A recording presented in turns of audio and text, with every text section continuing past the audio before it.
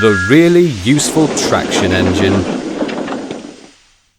"We have some very important visitors coming to the railway," the Fat Controller told the engines one morning.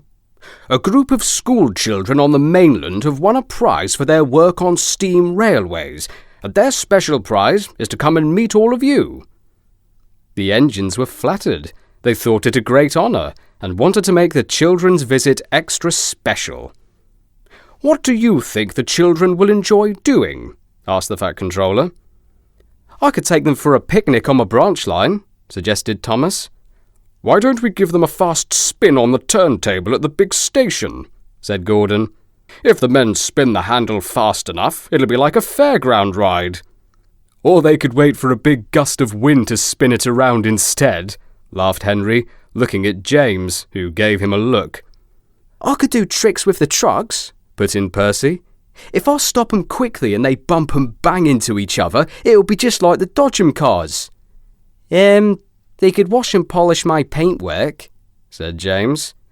"I'm sure they'll love that," the Fat Controller said dryly. "But what can we do that would be an extra special treat for them?" Edward thought hard, and then he knew exactly who would love to see the children during their visit. "I could take them to see Trevor the traction engine at the vicarage orchard. He loves children, and it will make a nice change from sawing wood or doing odd jobs around the orchard." "That's a splendid idea, Edward. I'll arrange it at once." Trevor was glad to help.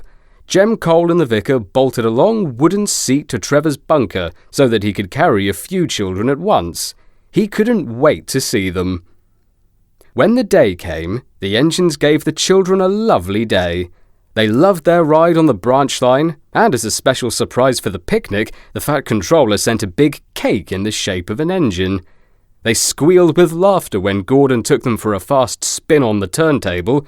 He was glad it was over. He had spun so much that he felt rather dizzy when he finally lurched off and back to the shed.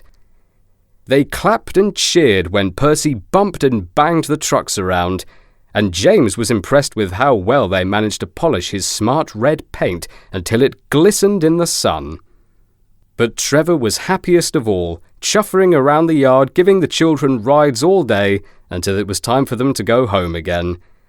The children thanked all of the engines and the Fat Controller for a wonderful time.